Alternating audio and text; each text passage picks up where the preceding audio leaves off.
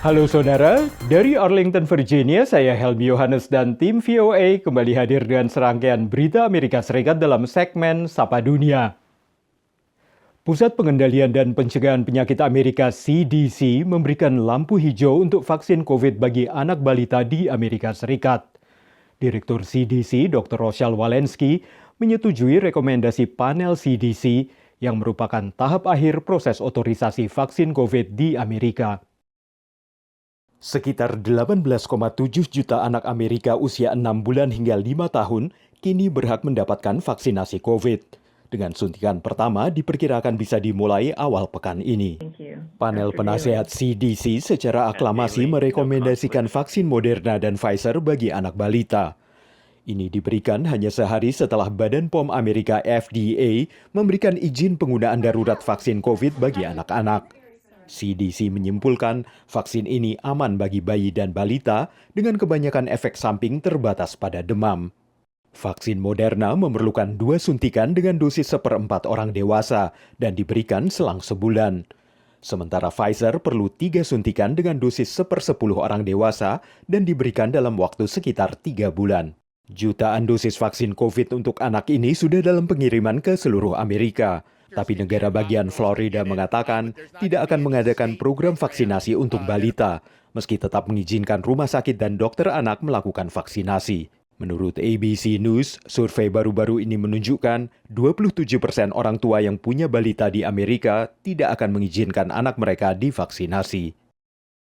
Saudara, tanggal 20 Juni diperingati sebagai Hari Pengungsi Sedunia oleh PBB. Dan tahun ini menandai rekor jumlah pengungsi terbanyak di dunia sejak Perang Dunia Kedua. Lonjakan jumlah pengungsi ini bukan hanya akibat perang dan konflik, tapi juga karena perubahan iklim ekstrim di tempat asal mereka. Bahkan sebelum serangan Rusia ke Ukraina pada Februari lalu, PBB umumkan sedikitnya 89 juta orang mengungsi di seluruh dunia. Dengan eksodus warga Ukraina, angka tersebut mencapai 100 jutaan orang lebih. Remember, we are now all focused on Ukraine very much, but Ukraine comes after a line of other emergencies. Badan PBB Urusan Pengungsi UNHCR melaporkan 70% dari pengungsi selama setahun terakhir diakibatkan krisis yang terjadi di 5 negara, yaitu Suriah, Venezuela, Afghanistan, Sudan Selatan, dan Myanmar. Negara tetangga jadi tujuan utama para pengungsi, seperti 1 juta lebih warga Ukraina yang mengungsi ke Polandia. Refugees, they flee not as far as possible from the conflict, but as close as possible. And they return not as late as possible, but as early as possible.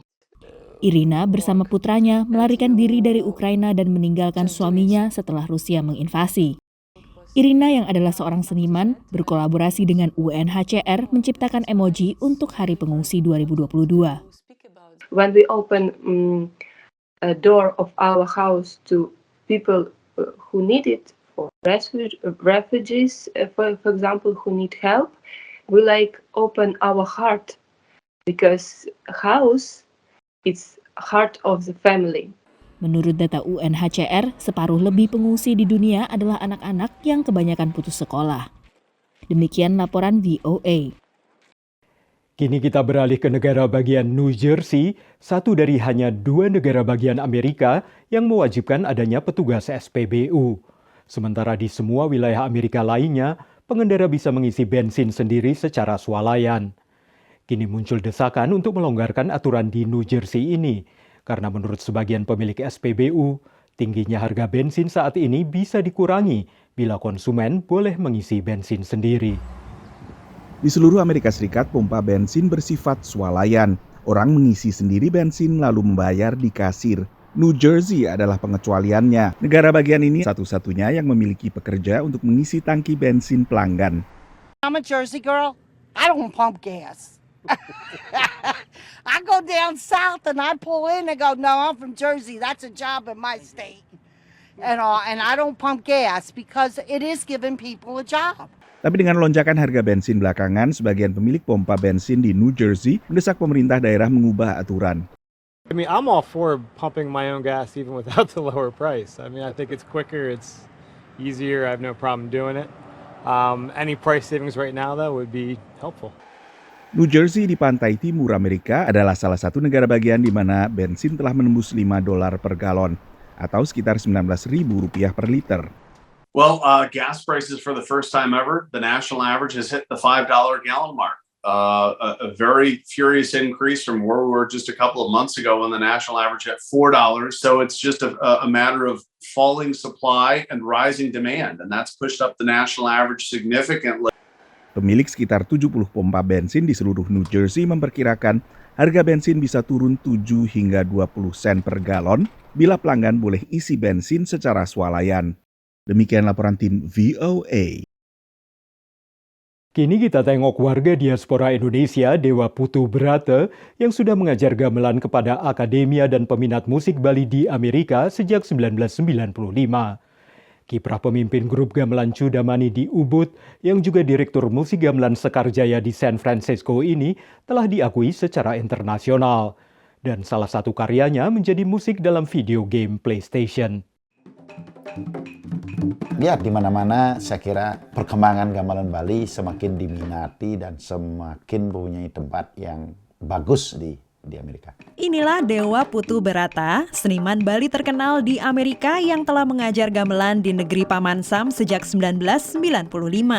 Kiprahnya sebagai penggiat seni budaya Bali telah membawa nama Dewa Berata ke tingkat internasional. Bekerja sama dengan komposer Jason Kelari, Dewa Berata dan kelompok gamelan Cudamani membuat musik original Kena Bridge of Spirit, sebuah video game aksi petualangan untuk PlayStation. Ketertarikan saya pertama justru karena saya ingin gamelan itu digunakan dengan baik, dengan semestinya, tidak hanya asal copot.